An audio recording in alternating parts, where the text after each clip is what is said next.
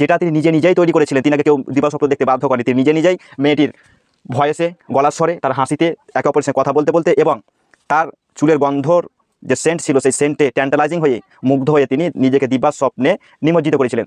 উচ্চ মাধ্যমিক শিক্ষার্থী বন্ধুদেরকে আরও একটি নতুন ভিডিওতে জানাই স্বাগত। যারা 2024 সালে উচ্চ মাধ্যমিক পরীক্ষা দেবে তাদের জন্য আজকের এই বিশেষ ভিডিও।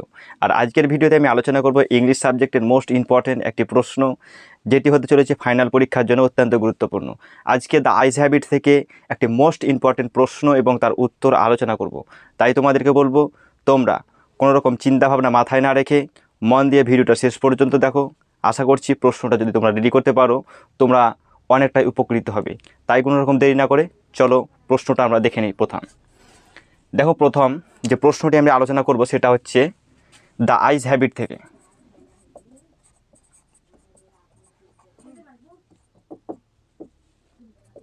আইস হ্যাবিট থেকে কি প্রশ্ন আছে? The man who had entered the compartment broke into my reverie. যে মানুষটি সে ট্রেন কামরার মধ্যে উঠেছিল সে আমার কি দিবা স্বপ্নটা ভেঙে দিয়েছিল। রিভারি হচ্ছে দিবা স্বপ্ন, অর্থাৎ দিবা স্বপ্নকে আমার ভেঙে দিয়েছিল সেই নতুন মানুষটি বা নতুন ব্যক্তি যে নতুন ট্রেন কামরার মধ্যে উঠেছিল।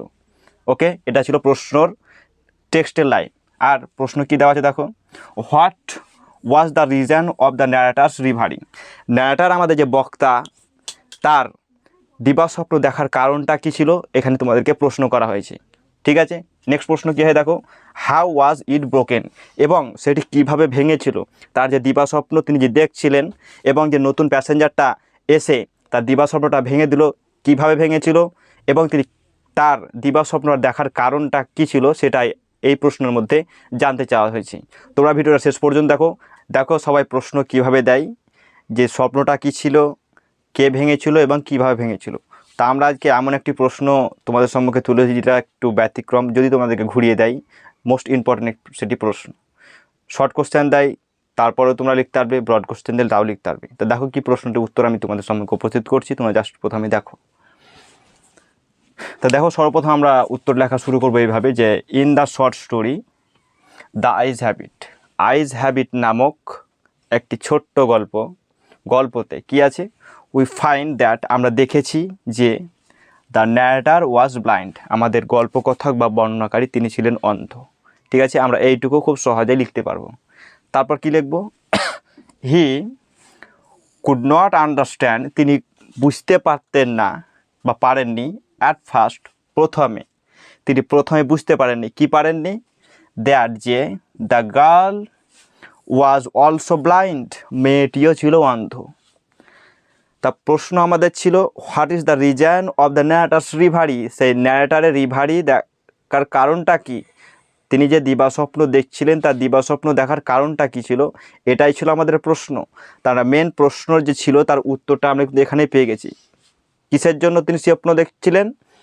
যেহেতু তিনি ছিলেন অন্ধ, তিনি কখনোই বুঝতে পারেননি যে মেয়েটিও অন্ধ ছিল, তাই তিনি দিবাস্বপ্নে মুগ্ধ হয়েছিলেন।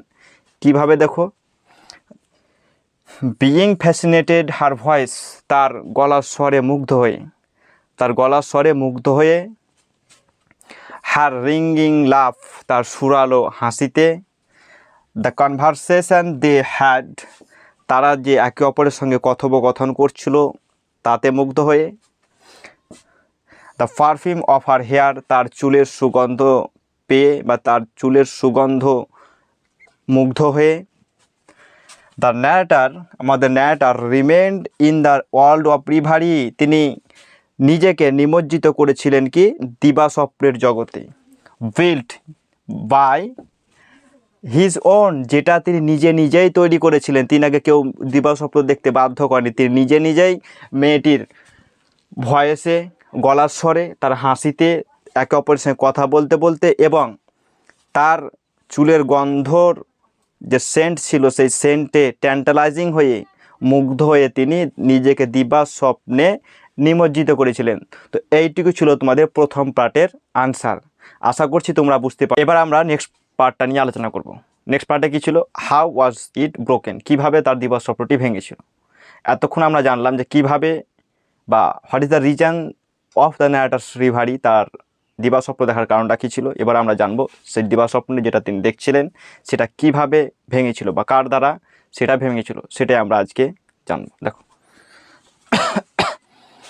দ্য সেকেন্ড প্যারাতে আমরা লিখবো when the another new passenger, যখন অন্য একটি নতুন যাত্রী বোর্ডেড ইনটু আ ট্রেন, যখন ট্রেন কম্পার্টমেন্টে উঠেছিল, যখন একটি নতুন যাত্রী ট্রেন কম্পার্টমেন্টে উঠল অ্যান্ড এবং এক্সপ্রেস টু দ্য নারেটর, এবং তিনি কি করলেন, আমাদের যে গল্প কথা করেছেন তিনি প্রকাশ করলেন, এক্সপ্রেসড মানে প্রকাশ করা, বা তিনি বললেন দ্যাট যে, কে বললেন, হি ওয়াজ নট সো অ্যাট্রাকটিভ, তিনি অতটা আকর্ষণীয় নয়, ইন কম্প্যারিজন তুলনামূলকভাবে, with the earlier travelling companion, যিনি আগে তার সঙ্গে যাত্রা করছিলেন, হু যে জাস্ট লেফট, যে এইমাত্র নেমে গেলেন।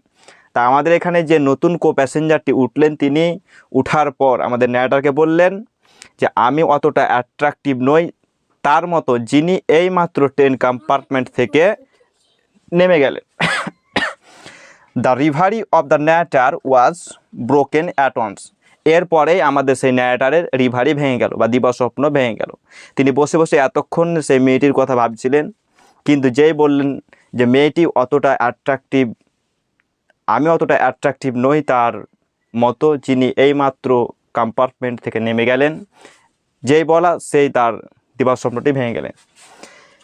He return to the Real world, তারপরে তিনি তার নিজের জগতে ফিরে এলেন, আবার তিনি যে যাত্রা করছিলেন তিনি আবার সে নিজের জগতে ফিরে এলেন। তো এই ছিল তোমাদের প্রশ্ন এবং উত্তর, আশা করছি তোমরা বুঝতে পেরেছো। আর কোনো রকম যদি অসুবিধা থাকে তোমরা কমেন্ট বক্সে কমেন্ট করো, তোমাদের কমেন্ট অনুযায়ী আমি আবার ভিডিও আনার চেষ্টা করব।